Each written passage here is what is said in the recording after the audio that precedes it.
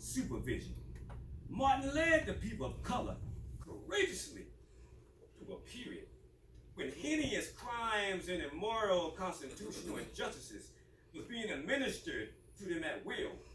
Martin protested and preached his angelic vision of brotherhood in the times of America when she stood proud to be a racist. Martin led courageously through this dreadful time of darkness.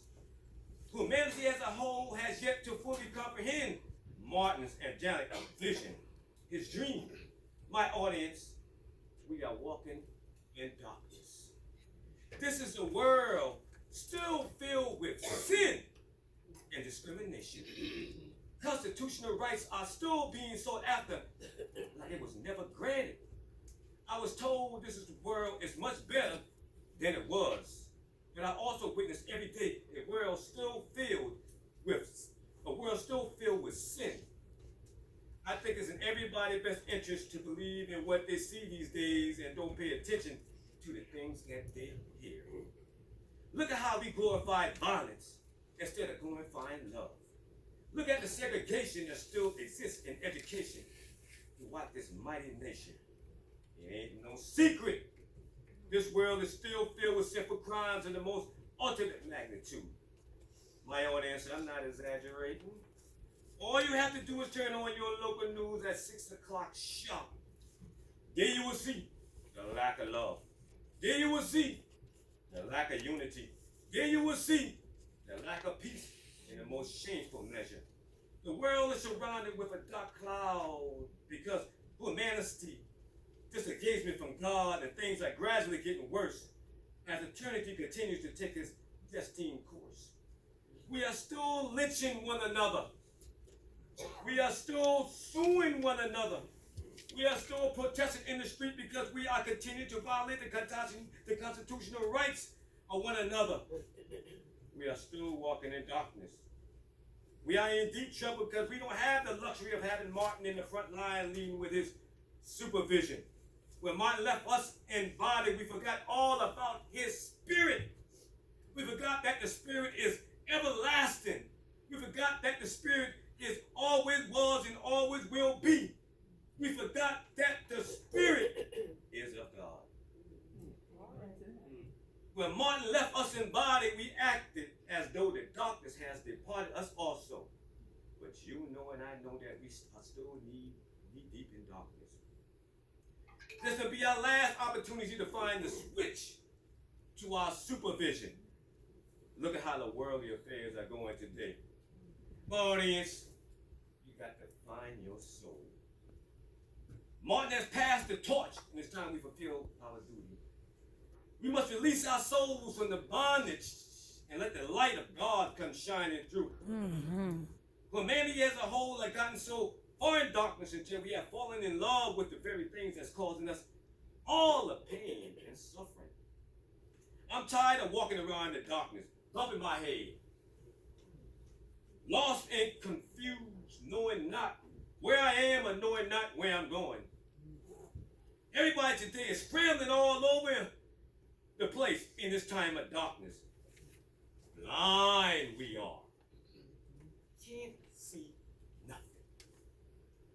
Walking through the darkness in a frantic mode, panicking, always on guard. We are fighting blind and stealing from our brothers and sisters. We are committed to selfishness. My audience, you got to get it together.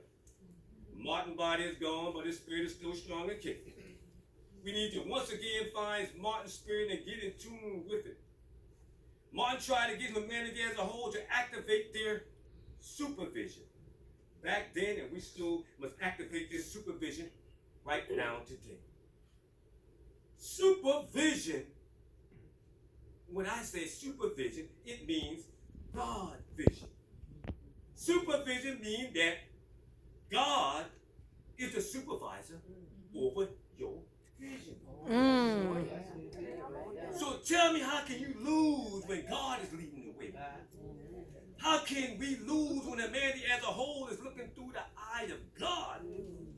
Martin had his supervision on full blast. Martin gave a view of oneness. Martin gave a view of love. Martin gave a view of unity.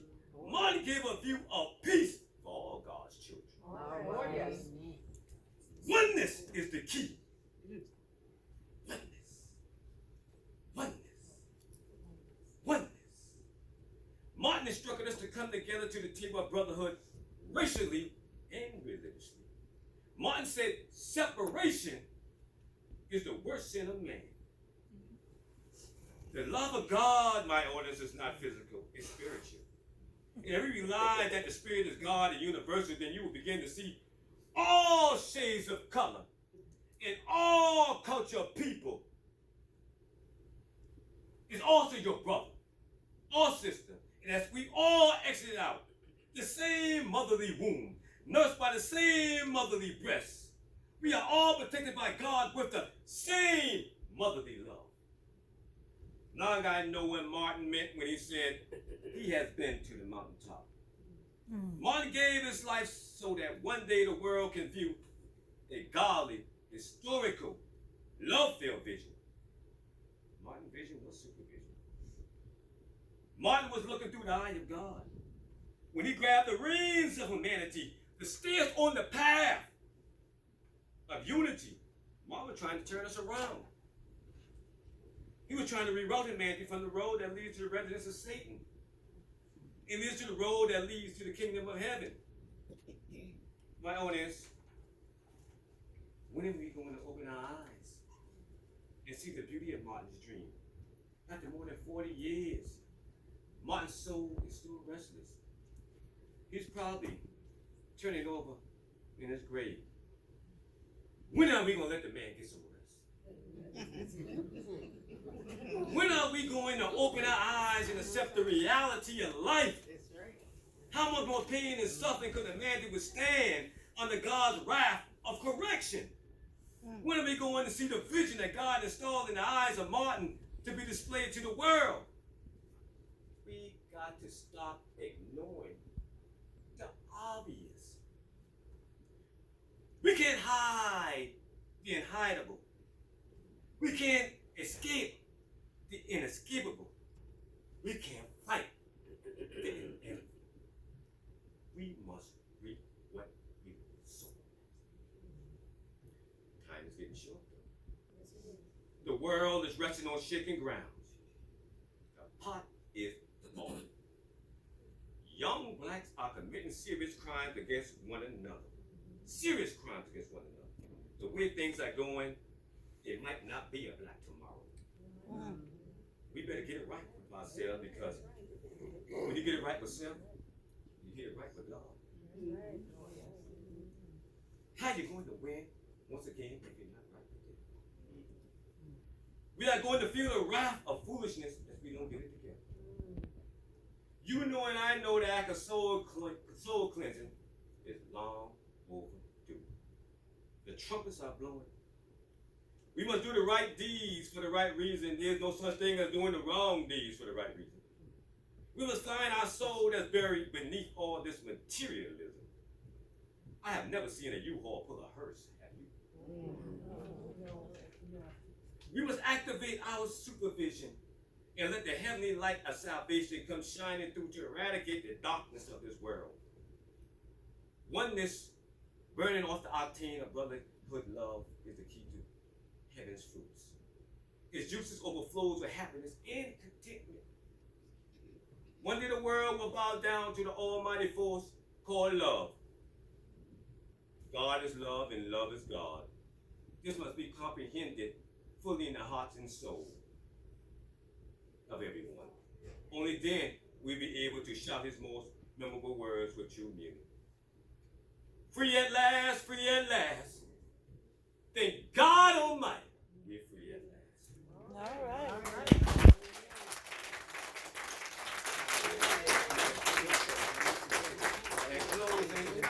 In closing, I'd like to have a short message of inspiration from Jim Valvano, Jimmy V. He was an American basketball player, coach, and broadcaster.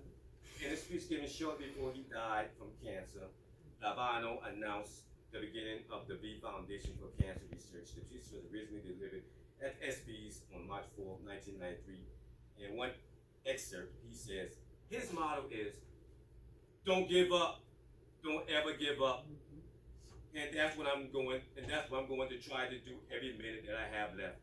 I would thank God for the day and the moment I have. And if you see me smile and maybe give me a hug, because that's important to me too. But try if you can to support whether it's AIDS or the Cancer Foundation, so that someone else might survive, might prosper, and might actually be cured of this dreaded disease. Cancer can take away all my physical abilities. It can't touch my mind, it cannot touch my heart, and it cannot touch my soul. And those three things are going to carry on forever. Thank you for having me. All right.